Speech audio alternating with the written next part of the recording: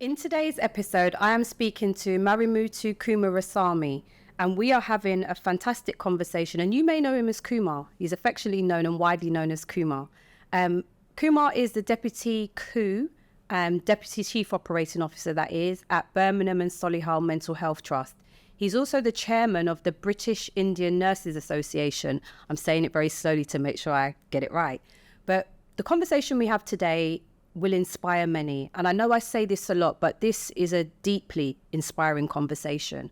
I think Coumar shares with us about his journey, about what helped him to where he is now, but also some extreme challenges that he faced and how his determination and perseverance has led him to where he is today. He talks about leaving the organisation where he is now early in his career and coming back when he saw a real shift and change in the culture because the board was more diverse, and having a CEO who is truly committed to driving an inclusive culture and workforce.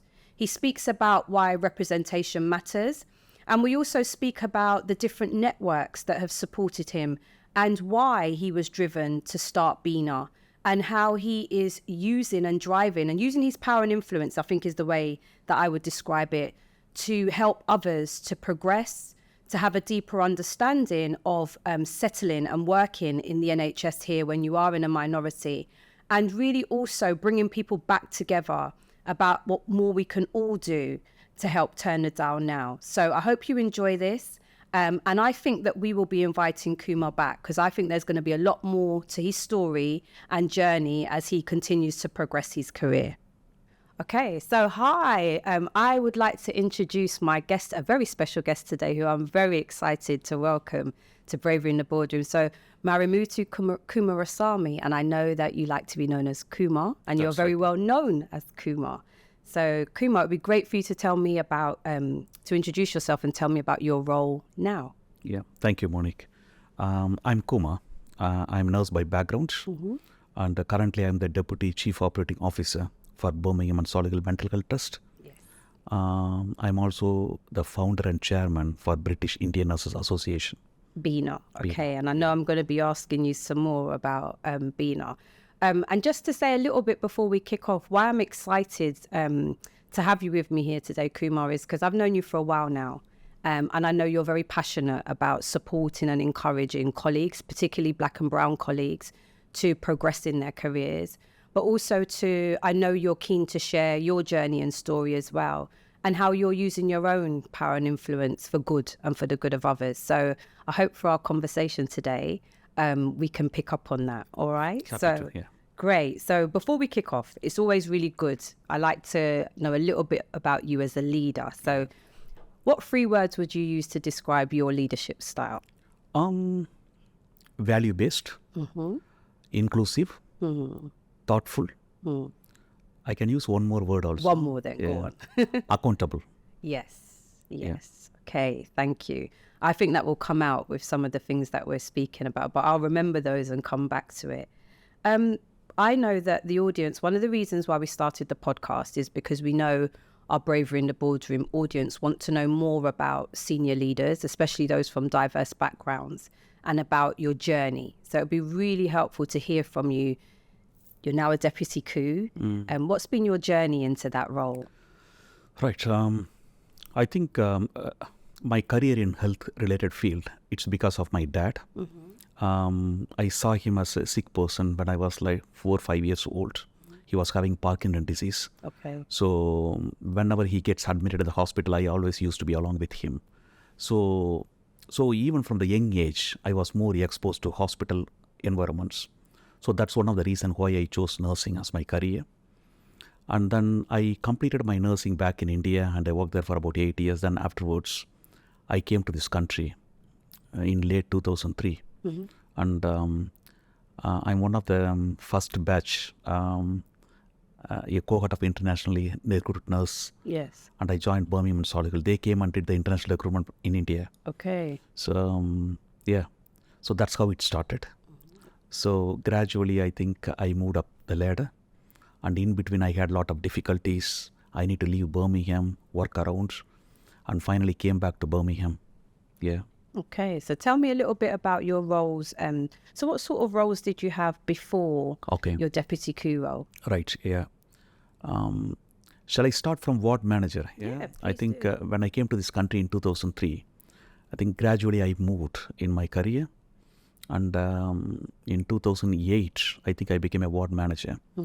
After nearly about 4 years of after being a ward manager, I was trying for band 8A roles, like matron, service manager, like that. But it was very hard, and it was very difficult to get selected. I attended many interviews. So at that point of time, I had an opportunity to lead a staff engagement project that gave me a little bit of better experience. So at the time, I was this listening into action lead for Birmingham and Solihull Mental Health Trust. I remember listening into action. Yeah. Yes. So I was the lead for the trust. At the time, we did a lot of good works around the trust. And towards the end of the first year, I think our trust was one of the top 20 trusts in the whole country. So, but after that, I could not find any jobs that was suitable for me. So I need to leave the Birmingham and Solihull Mental Health Trust. I went to Shropshire. I joined the South Stafford and Shropshire Trust, which is now called as Midlands Partnership Trust. Okay. I was managing the acute mental health services there for about 3 years there. And then I moved to Manchester. I was managing the camp services in Greater Manchester. And was that move for a promotion? Promotion. Yeah. So this is interesting.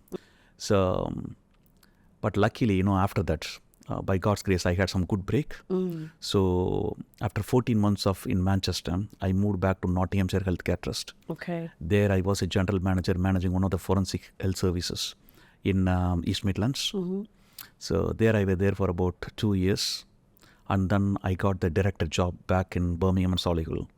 So I left Birmingham and Solihull Mental Health Trust as a ward manager. Yes. I came back to the same division Yes. as the associate director of operations. Wow. And I was in charge for the whole division. Yes. Where I found very difficult to get a 8A job. Tell me a little bit more about that, because what a journey, and listening to having that determination and perseverance to go through that, how many interviews you did, and then taking a role, like you said, leaving your family. And that's something I've heard quite a few times from colleagues who want to progress their career, about having to move away, and to do that. But what you said there about the role was one level, it was downgraded, but you were still given those responsibilities and you still found it challenging. What sort of feedback was you getting? So when you were unsuccessful, what sort of feedback were you getting? What's your take on why you had to go through so many interviews? I think, if I recollect all those experiences, I think when we go for the interviews, they'll be saying that you missed by a very narrow margin. Wow. The other person has slightly edged you. So that sort of feedback you get. I could remember one other person said that I missed by a very narrow margin. I thought of just having a feedback. He gave a feedback for about half an hour, but he did not say what that narrow margin is. And finally he said that, okay, that day may be a better day for the other person, so I don't know what to say. That sort of feedback. So then I gradually came to understand that it's not the problem with me. It's a problem with the people on the other side. So, but one advice what I can give to people is that people need to be focused and they need to continue to try. They should not be giving up.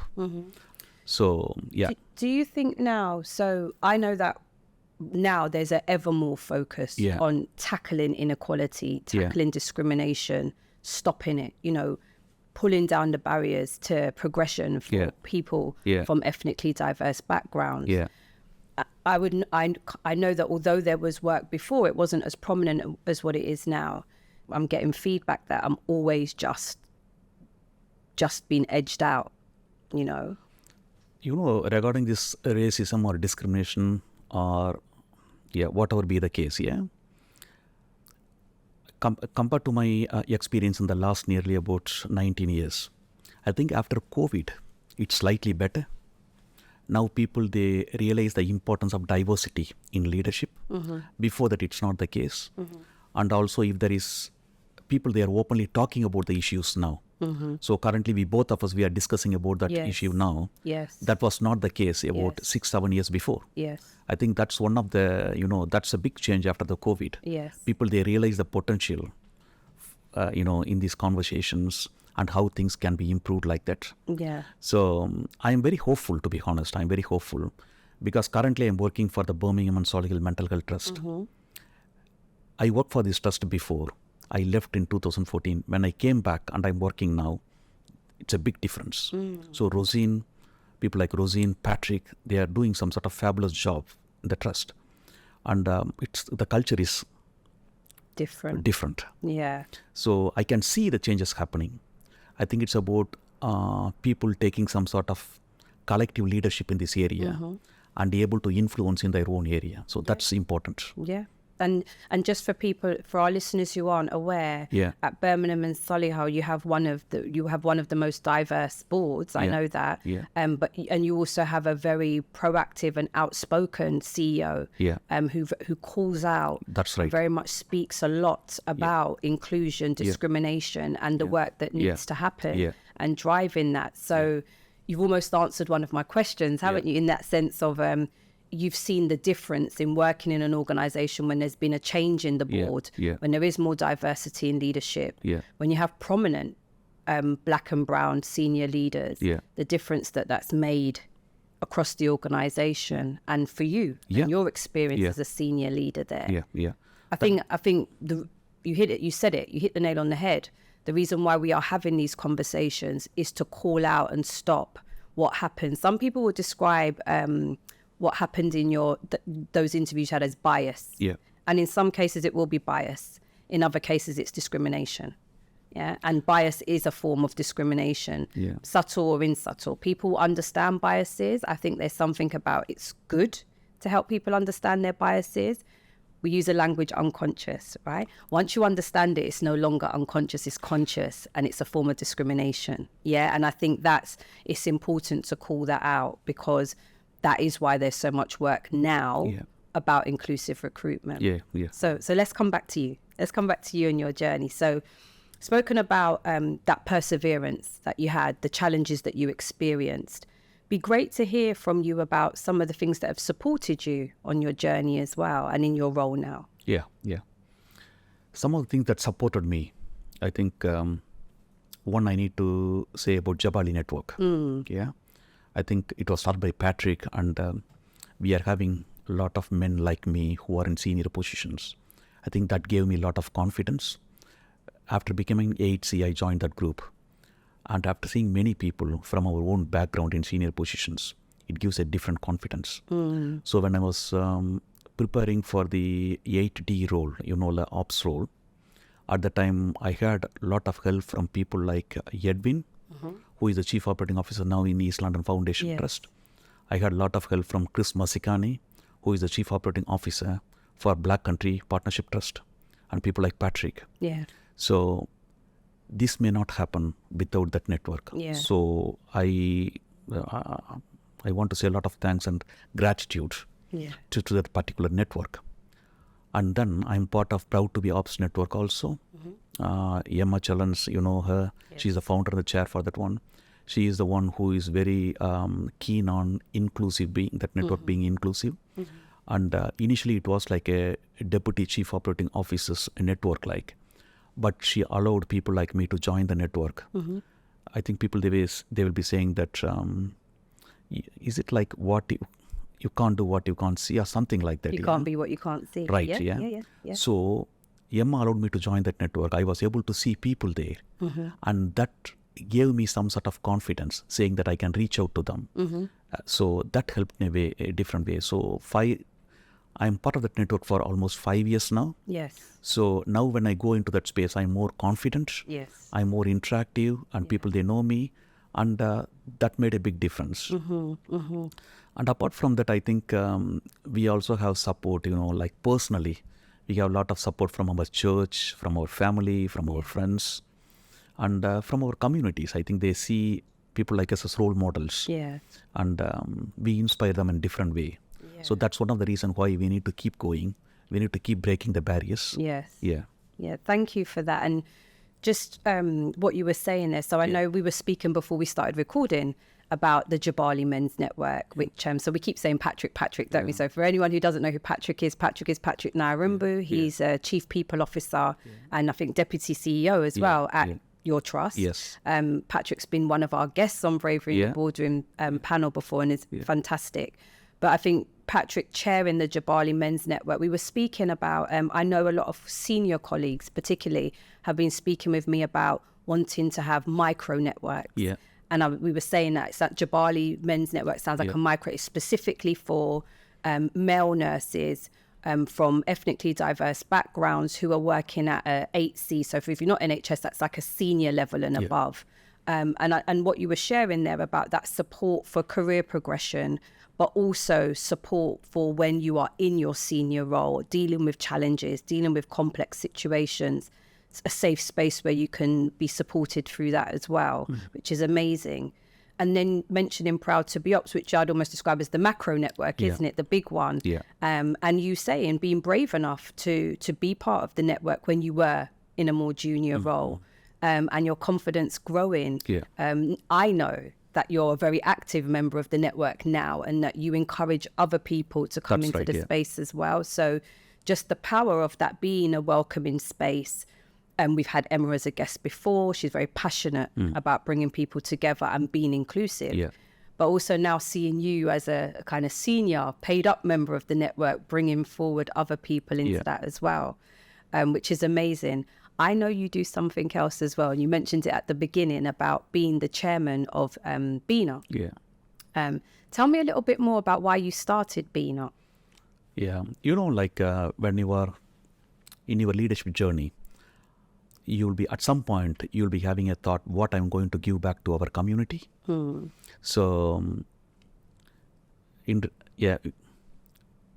so when in nearly 2017-16 and all, we thought about having some sort of supportive platform for Indian nursing community. Yes. So in 2017 when I was working at Manchester, I was having some sort of good interaction with the BAPIO senior people. BAPIO is British Association of Physicians of Indian Origin. Okay. So at that time, I think we were discussing about we can also have a supportive platform like that for Indian nursing community. Yes. So it started, that conversation gradually snowballed. And I met some sort of like-minded people like Suresh, who was also having similar thoughts. And then during the time of COVID, I realized that there is no that much of voice for the Indian nursing community. There were a lot of voice for the Black African nurses, Filipino nurses, but there is no that much voice for Indian nursing community. So at that time, we, with the support of BAPIO and other like-minded people, we founded BINA, British Indian Nurse Association. When we started with around 200 members in August 2020. And we inaugurated in November 2020, our Chief Nursing Officer, Ruth May. Yes. She came for our inauguration. She is the one who inaugurated BINA. And now, towards the end of last year, our membership crossed more than 3,000. Wow. We are having 8 regional networks. Yes. With our own WhatsApp group.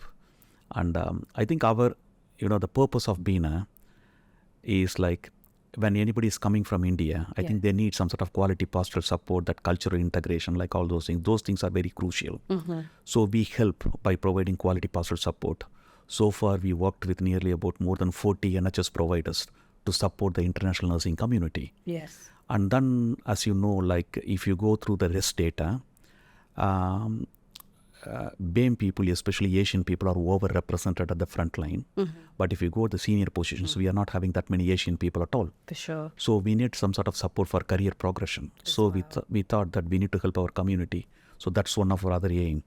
So in the last nearly about 3 years, more than 300 people, they got promotions within the BINA group. Wow. So, yeah. So the impact that you're having, you Definitely, see that. yeah. And we are having a very good team around us. For example, we are having committed, passionate people who want to make difference to our community. It's purely voluntary roles. I was going to ask you that. Yeah, it's purely voluntary. Nobody is paid. But all those people who are with us, they are very passionate and they want to give something to the community.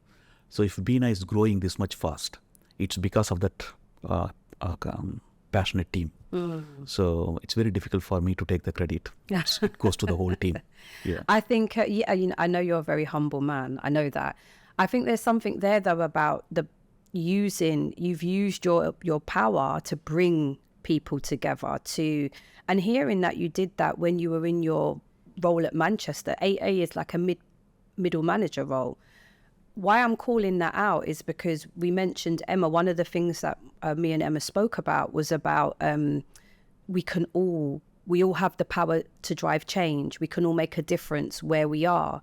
And I love that what you've shared there about, as a mid-level manager, you took the reins to say, let's bring this together, let's do this. But also what you were saying there, a lot of people from our backgrounds do want to hold the ladder out and do want to help colleagues. They know the journey can be tough and they want to give time. And I think the fact that BINA gives space where you can actually, it's a bit of structure, there's some organisation here. I can come here into this space and there's a network of people already here that I can give my help to.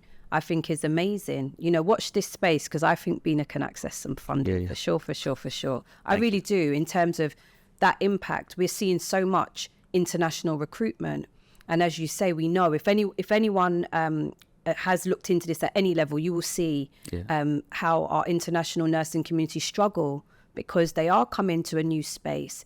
They aren't always welcome. They may be on their own in a department who's never had someone from overseas in the department.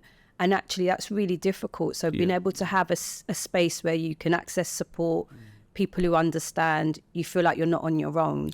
It's a big thing about retention, isn't it? Yeah. For example, from BINA perspective, I work very closely with Ruth May, our Chief Nursing Officer, and Duncan Burton, Deputy Chief Nursing Officer. Yes. Both of them are very passionate about our development. Because it's not easy, people coming from different countries, joining our organization. It's not easy.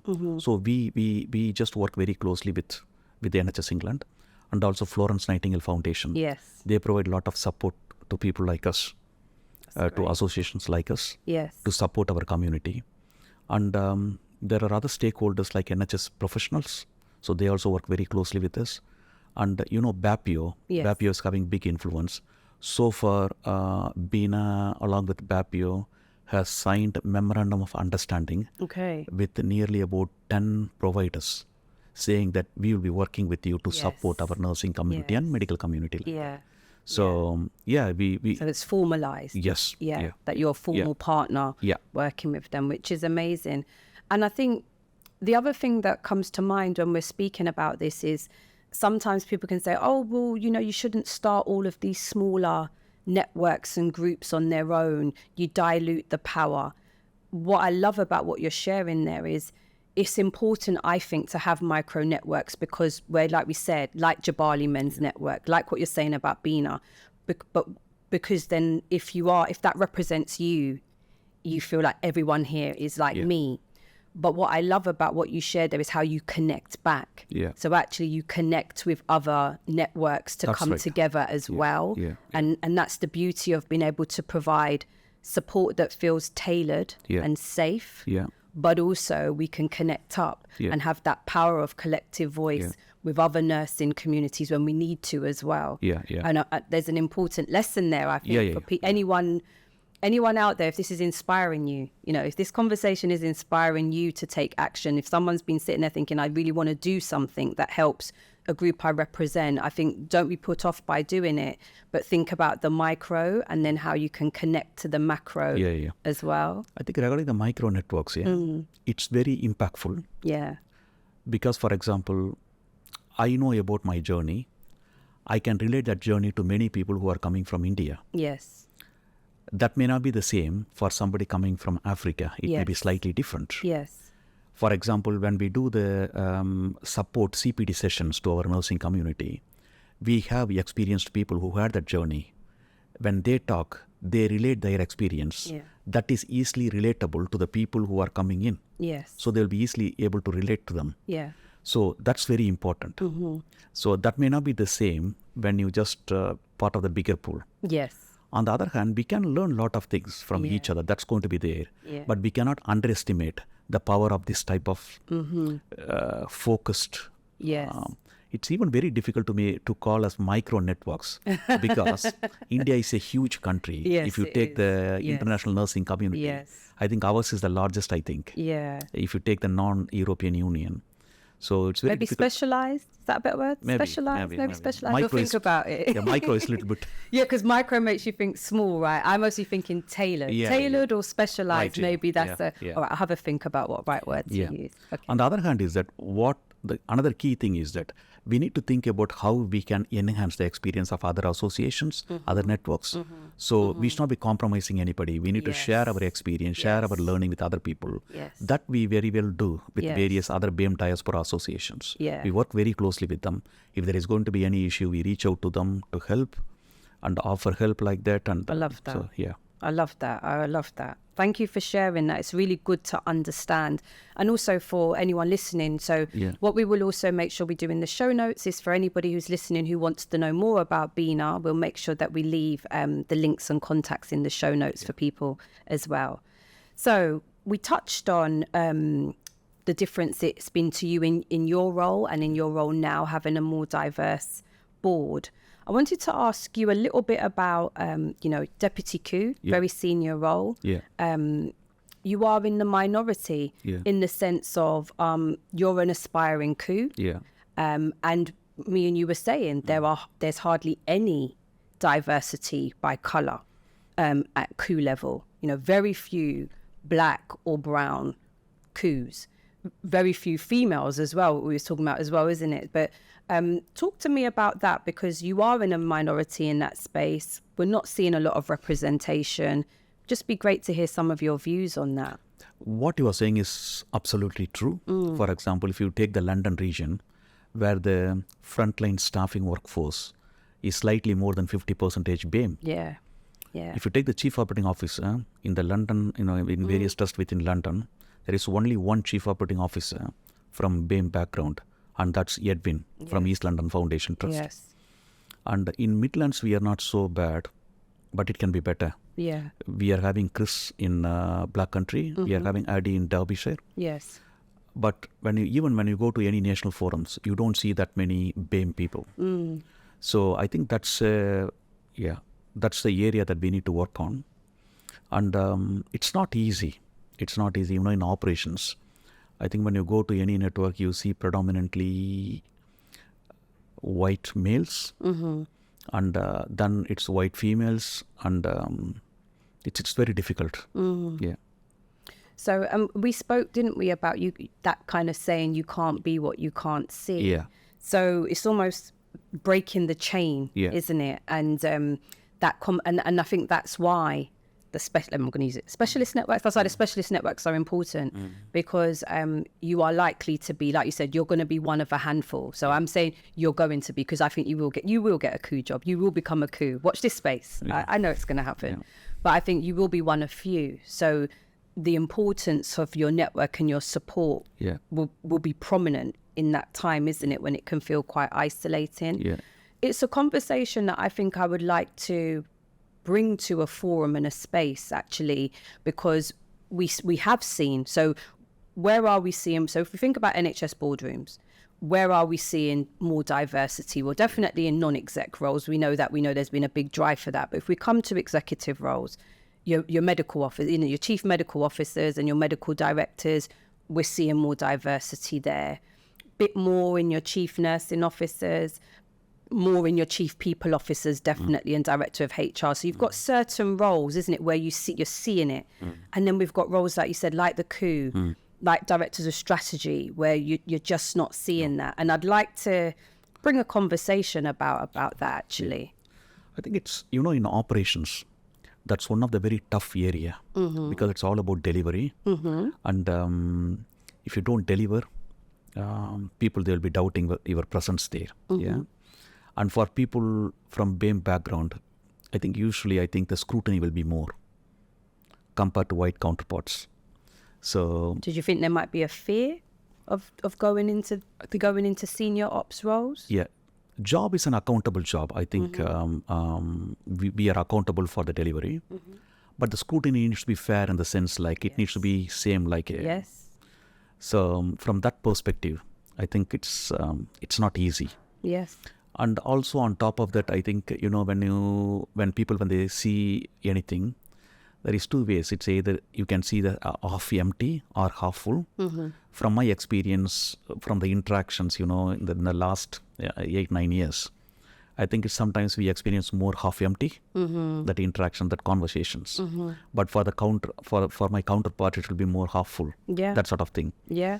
Yeah. And so that's the reality. Yes. That's the reality. Yeah. And it's the reason why this is called Bravery in the Boardroom is it's about speaking about the reality, not to put people off, but as I always describe, so that we can support colleagues to be in a state of readiness. So for you, like you're saying now, you've gone into a deputy coup role. It is challenging. Like you said, you're accountable. It's delivery. It's hard. It's full on all day, every day, But the reality is you are scrutinized differently, and I think, yes, you have a supportive board, but you're working with colleagues up and down the organization. Speaking about that honestly, because whilst we are lobbying, influencing, driving, challenging systemic barriers and blockages and behaviors, they're not moving overnight. So whilst you're in a role now, you're going to experience some of that. And I think it's important, like I said, to be honest, because it helps you to be prepared for it. It helps you to navigate it, helps you to challenge it as well. And to not think that you're going mad. Why does it feel like when I do something, it's like this, but when someone else does it, it's like that? No, you're not going mad. You will sometimes be under more scrutiny from those in the majority, sometimes under more scrutiny from your own community as well. They want you to win. They want you to do well. If you put a foot wrong, you feel like you're letting them down as well. So it's double-ended. I think people, who are looking at you from below, they'll be expecting you to go and change things very quickly. Yes. Yeah? Yes. But the reality is that you cannot go and change things very quickly because it's a culture, it's a system. Yes. And even being in that space is very difficult. Yes. And we need to understand the space, and then we need to effect changes. That's not going to be easy. Yes. And also, for example, you take my personal experience. When I got the director job, it wasn't easy because I left the division as a ward manager. Yes. I came back to the same division as the director.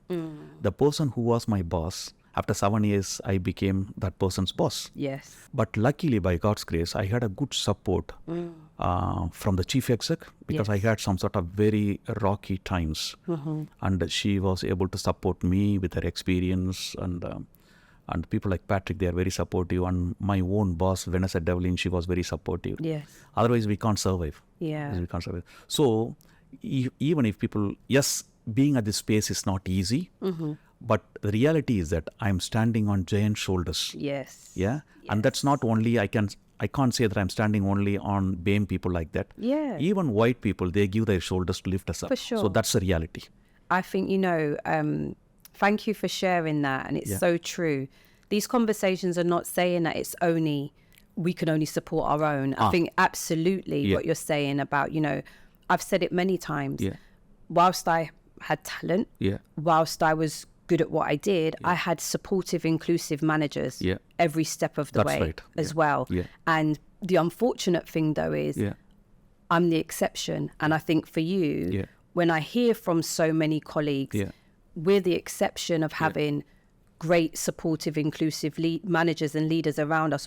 What we're driving here is to increase that. So actually, everyone with talent, regardless of background, who wants to progress, who has a desire to make a difference, therefore can achieve and fulfill their potential, and they're supported to do that, not blocked.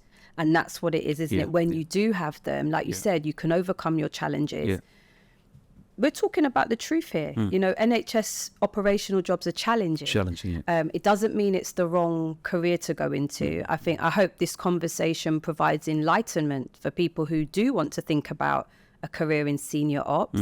Yeah, it's tough, but actually it can be really rewarding, and you're delivering change and driving change for good. And I hope that that's what comes out of this conversation as well. So, and the other main challenge is that, when people like us, when we go to senior level, when we recruit people who look like us. People, they expect that when we go there, we need to effect changes.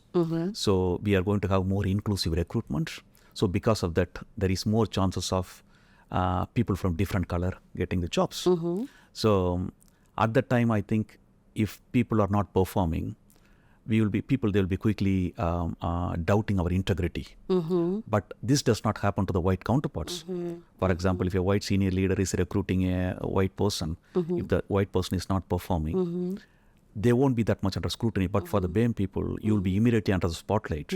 They'll be thinking that whether you've done the recruitment fairly, or is that person got the job because he's front of you, because they look like us. They think that both of us, we know each other very well. That may not be the case at all. Yeah. What will happen, what I notice happens is when we mentioned you can't be who you can't see, you have a more diverse senior leadership team. People now look organizations up. People are looking for more inclusion, more diversity by age, by gender, by race, by sexual orientation. They want to see inclusive spaces. People are choosing where they go based on that. What work are you doing as an organization around inclusion, around flexibility, around progression, you know? And so if people see representation, it can attract them. I'd like to, if I see a job there, I'm going to apply for a job there. Like, it looks representative. So you will attract more. That's what exactly happened in my division. Doesn't surprise me. When I advertise any senior posts, I'm having more BAME person applying for the job. So at one point I was asking myself why it's like that. Then I had a feedback saying that people, they feel that process are happening in a more fair way. Yes. So people, they like to apply and work with you, and that may be the reason. But now I think out of nearly about four people from BAME background, they joined the senior positions. Yeah. So that's a big achievement. And this is not because of quota system or anything like that. It's because of the pure inclusive recruitment process. And we were able to attract some sort of top talents, and they were able to deliver. And I think that's such a, there's so much learning in what you've shared there about, we have organizations saying, you know, we want to increase our diverse talent pipelines. We want to attract more diverse talent. We know that we've got the teams and divisions where we don't have diversity. We're not representative of the communities we serve. How do we do this? And just listening to what you're saying there about, well, yes, there is, you've got to start somewhere. You've got to start somewhere in starting to have more visible diversity who have influence, but also inclusive recruitment practices. And people talk. Reputation, isn't it? The reputation, if this is seen as a good place to work, an inclusive place to work, opportunities to grow, you will, like you said, you attract the top talent, you get competition for roles, you get the best candidates. I think it's true, but I think you're calling out some really honest challenges that you face about, you know, for some people are scared of difference. People are frightened of change. People are frightened of what might happen. So if you recruit differently, if you bring people in that you've never had before, when something goes wrong, you see what I mean? We tried something different and it didn't work. That's a natural reaction. I think it's that thing about actually, no, like you said, let's see this through. We all have issues and challenges. Let's work that through. Just because somebody is different doesn't mean, oh, see, I told you so, that's why it's gone wrong. Sometimes it might go wrong, but a lot of the times it will go right. But I just think, thank you, because you really answered that question about what more can we do to attract diverse talent? What can we do to develop our succession pipelines? What you've shared there really shows what you're doing at your trust, and how your leadership has helped that too. So we're coming to the end now, you'll be pleased to know, okay? Final question from me, two more, if I may. You've shared a lot with what you've said today. I just want to check in. Is there any final words of advice you'd want to share, particularly for clinical colleagues? Because I know that we know vast majority of the NHS workforce is clinical. There are different challenges that clinicians face. So any final messages of advice you'd want to share? I think we don't see that many BAME nurses in operational roles. And I would encourage a lot of, BAME people to try that one. My advice will be always like, we need to have a clear plan. We need to get the mentorship support. And we need to be focused. And we need to continue to try. We should not give up. I think that's the main thing. I think the one thing that strikes very much for me is that I never gave up at any time.